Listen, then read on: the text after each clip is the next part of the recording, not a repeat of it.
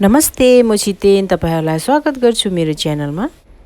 आज चाहिँ म बनाउन गइरहेको छु तपाईहरुलाई मासुको स्वाद नै भुलाइदिने न्युट्रेलाको मोमो अनि यो सँगसँगै भेज मोमोलाई एकदमै स्वादिलो बनाउने अचार पनि। ल हेर्नुस् त मोमो मासुको जस्तो देखेको छ कि छैन। ल है त सुरु गरौँ है अब हामी न्युट्रेलाको मोमो बनाउन। मोमोको रोटीको लागि चाहिँ 2 कप मैदामा मैले एउटा सानो चम्चीको 1 चम्ची नुन राखे र सफा हातले अब त्यसलाई मिक्स गर्ने। अब कम्ती कम्ती पानी हाल्दै मैदालाई मज्जाले मुस्ने र मैदालाई मुस्दा एकदमै कडा अनि एकदमै नरम पनि मुस्नु हुँदैन। अब यसलाई छोपेर एक साइडमा राख्ने र फिलिङ्सको लागि चाहिँ पहिला सोयाबिनलाई आधी घण्टा पानीमा भिजाएर राख्ने। त्यसको बाद मजाले पानी निचरेर चाहिँ तपाईहरुले यसलाई मसिनो गरेर काट्नु पनि सक्नुहुन्छ या ग्राइन्डरमा हालेर यसलाई ग्राइन्ड पनि गर्न सक्नुहुन्छ।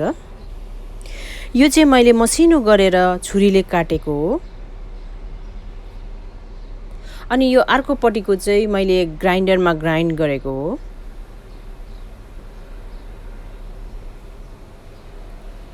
यो दुईटैमा कुनै पनि फरक पर्दैन, तपाईहरुलाई जुन चाहिँ सजिलो लाग्छ त्यही गर्दा पनि हुन्छ। र अब यसमा म प्याज एड गर्दैछु। यो प्याज चाहिँ मैले एउटा ठुलो प्याज मसिनो गरेर चप गरेको छु। अदुवालाई पनि त्यसरी नै मसिनो गरेर चप गरेको छु र यहाँ सानो बोलको आधी बोल मैले यहाँ एड गर्दैछु। अनि प्याजको साग एक बिटा मसिनो गरेर काटेको छु त्यसलाई पनि। अनि त्यसरी धनिया पत्ता पनि मसिनो गरेर काटेको एक बिटा। नुन तपाईहरुको स्वाद अनुसार। सानो चम्चीको 1 चम्ची अजिनामोटो। मोमोलाई अलिक जुसी बनाउनको लागि यहाँनिर मैले अलिभ ओइल हाल्दैछु। तपाईहरुले कुकिङ ओइल पनि हाल्न सक्नुहुन्छ या तपाईहरुले डाल्डा पनि युज गर्न सक्नुहुन्छ। अलिभ ओइल चाहिँ मैले यहाँनिर हाफ कप युज गरे। अब यी सबै सामग्रीहरूलाई सफा हातले मज्जाले मिक्स गरिदिने।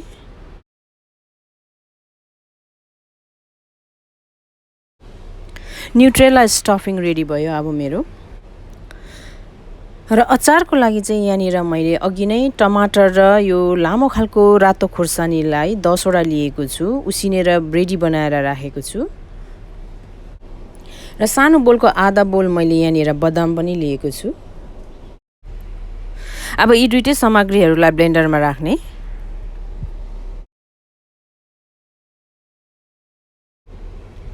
अनि नुन स्वाद अनुसार एड गर्ने। अब यसलाई म ब्लेन्ड गर्छु। हेर्नुस् त अचार रेडी भयो। अब यसलाई म सानो बोलमा ट्रान्सफर गर्दैछु। भेज मोमोलाई चाहिँ बदामको अचारले एकदमै स्वादिलो बनाइदिन्छ। सबैभन्दा पहिला स्टिमरलाई ग्रिज गर्ने। अनि मैदाको डल्ला चाहिँ मैले यत्रो साइजको काटेको छु। र मोमोको रोटी बेल्दा चाहिँ साह्रो मोटो पनि राख्नु हुँदैन अनि साह्रै पातला पनि राख्नु हुँदैन। अब 1 चम्ची स्टफिङ राख्ने।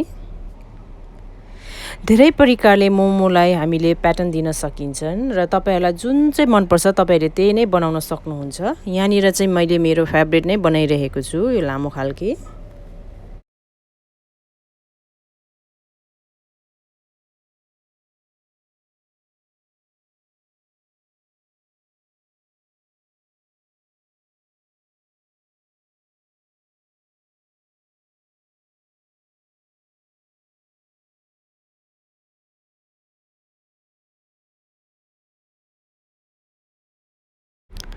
र यसै गरेर सबै मोमोहरू पहिला बनाउनु होला।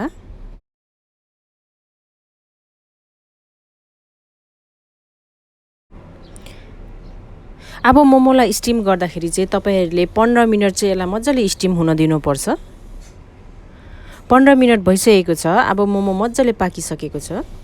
मलाई आशा छ तपाईहरुलाई आजको मेरो यो भिडियो पनि एकदमै मन पर्छ होला भनेर। तपाईहरु यदि च्यानलमा नयाँ हुनुहुन्छ भने प्लिज च्यानललाई सब्स्क्राइब गरिदिनुहोस् अनि यो भिडियोलाई लाइक पनि गरिदिनुहोस् अनि तपाईहरुको साथीहरुसँग फ्यामिलीहरुसँग शेयर पनि गरिदिनुहोस् है।